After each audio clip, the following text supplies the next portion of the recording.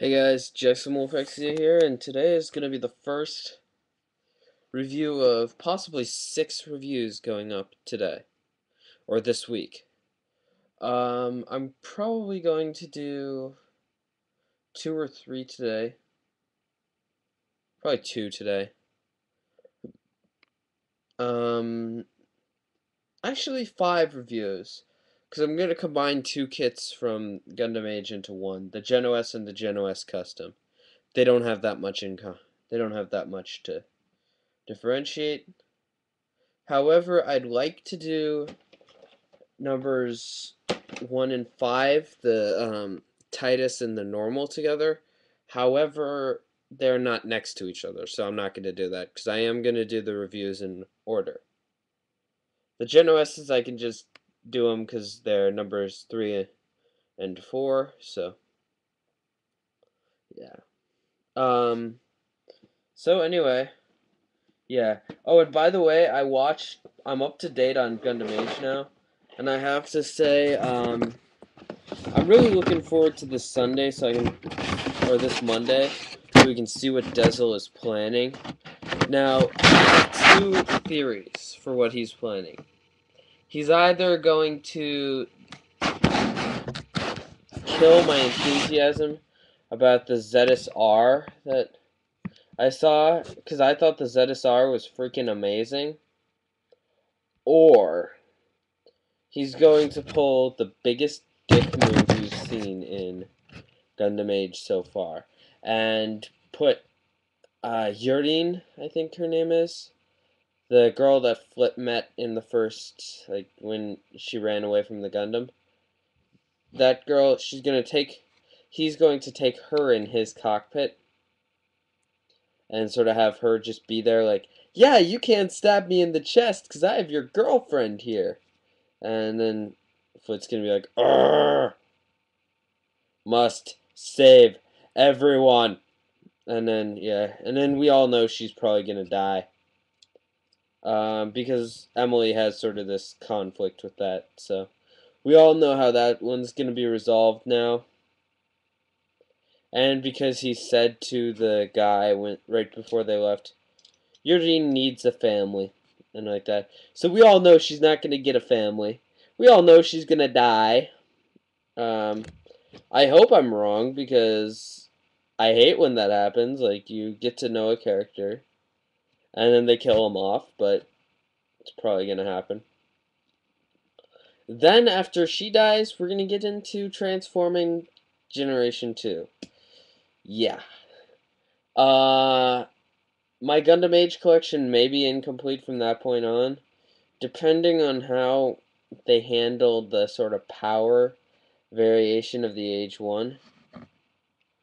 And I wonder, will the Age 1 resurface in Generation 2, like the first time? Will it go out as the Age 1 normal, or the Age 1 Spallo? And then realize, oh crap, I'm way outmatched now. The UE has much more powerful mobile suits. And then, and the parts, and then the Age Machine go, yeah, you need to come back here so I can change your mobile suit completely. Yeah, and then he'd be like, 3 episodes later, after probably the mass-produced GXs come in and save the day. Then again, I'm putting too much faith in my favorite mobile suit, but okay. I'm hoping Yurine doesn't die. Again, back to that, because next week is going to be where we see what kind of dick Dezel is going to be. She seemed to not be, like, brainwashed as I thought they were going to do to her.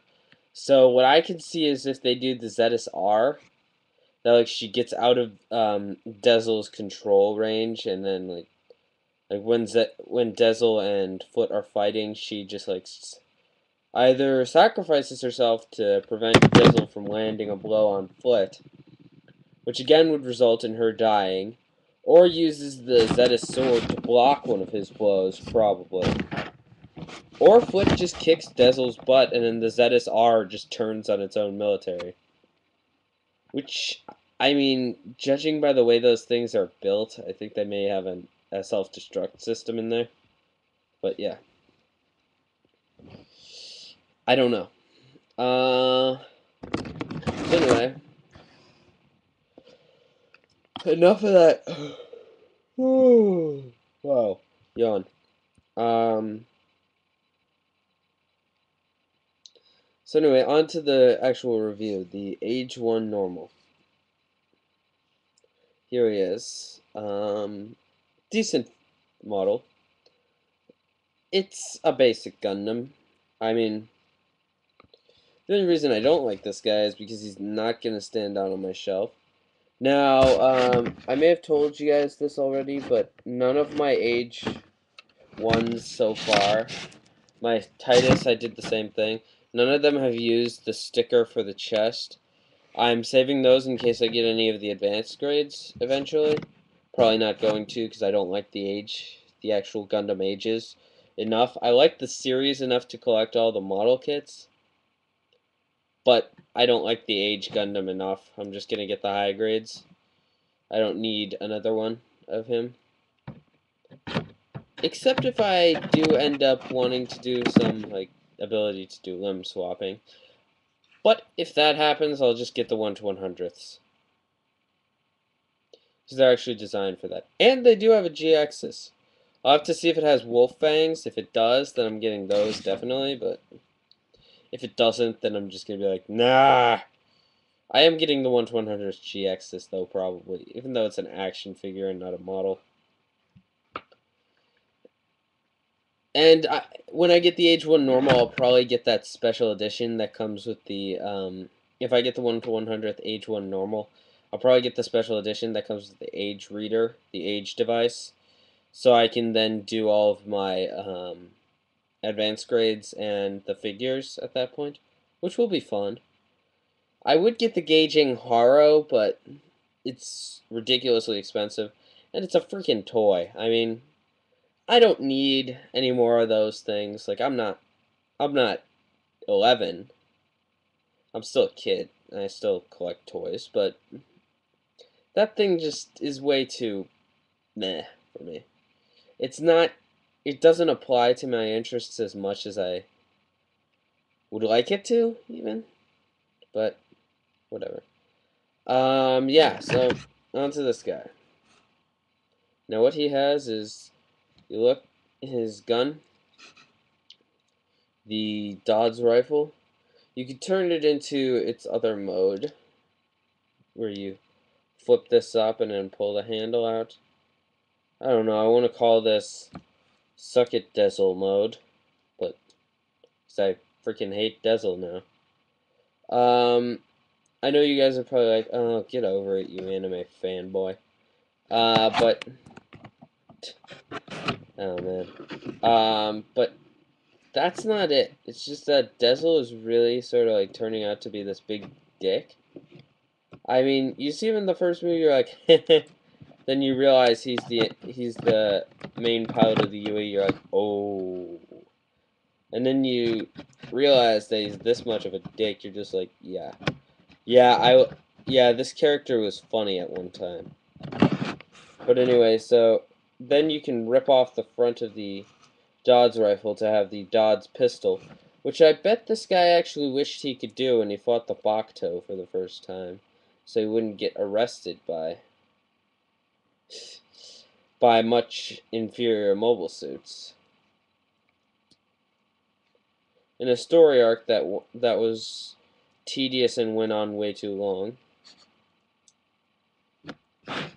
and resulted in the death of a character that was introduced at its beginning. Actually, you know what? One of the things that I thought was hilarious in the Age series was how racked the leader of the Alba, I think, forces, or the Zalam, whichever one was not Don Voyage. He kept trying to pull a Don Voyage. He tried to sacrifice himself, and then Mr. Madonna's like, yeah, I got this, you're just being an idiot, gonna ram your ship into him. And was it just me, or was Mr. Madonna piloting a red G-Axis? I really want a model of that. Because it had this freaking huge rifle. I don't know what that was, but it was freaking amazing. I just used freaking twice in that sentence. I don't know. But anyway, yeah, so you can actually get this guy to pull out his beam sabers, as you can see, by this hand. He can actually do that, which is amazing. Like, for a skirt-mounted weapon, I mean, he can just barely do it. And you can't actually get him to pull them off. The hand will actually pop out at that point. Like, you can't actually keep the hand off on and do that whole thing. You actually have to cleverly, like, attach the hand like so to the skirt and then maneuver it into place with the arm, sort of bending the side skirt back in order to accommodate it a little better, which I could see it doing. I mean, if it means that he doesn't have to reach as far, and oh yeah, you could just pop it out at that point. I didn't have the side skirt bent as much the first time, I think. But yeah, so anyway, once you do that, you can either go Bimadaga. I think that's how he... No, that was a terrible Japanese accent.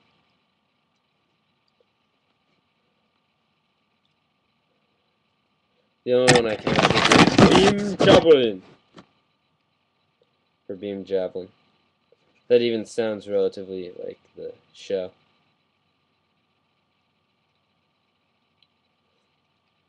I can do a pretty good Kamen Rider though. Kamen Rider, like that. That's how I remember it at least. If it's wrong, then whatever. But yeah.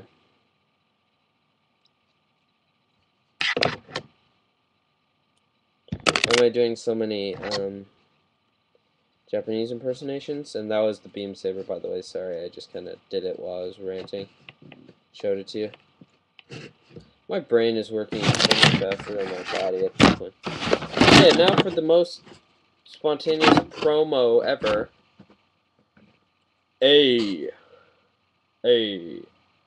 By the way, I think this guy's shield is going to get put onto a grunt unit now. Which I guess I'm not surprised at. I mean, they're trying to be like First Gundam. This series, I think, is trying to be First Gundam and Zeta combined or something. We're probably going to get a shiny gold mobile suit in the next series that reflects beam attacks or something. Like, and you know what they're going to call it? They're going to call it the Hyaku Atsuki. Well, that was actually a pretty good spontaneous combination of Hyaku Shiki and Akatsuki. Now, okay, I gotta show you guys this. There's one thing that this guy comes with that's not gonna make sense until model 7, I believe. That's this little part back there, which is actually to hold the Spallow's blade.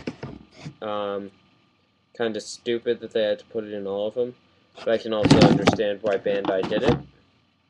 Anyway, so that concludes my... Oh, wait. You do get one other thing. Open hand. Now, what I would like to see... I don't know, I think the Spallow doesn't have the same hands. It would be awesome if the Spallow had an open other hand, so then you could have both hands open on a guy if you wanted. But... sorry. I'm tired. But he doesn't come with open hands, so... Stupid Spallow. I really want to get these done today, so... You'll probably see at least 3 of these done today. Because I am getting the Spallow and the Bakto on Friday. So yeah, let's see. Gaffron. Oh wait, I have to do another video. So, next is the Gaffron.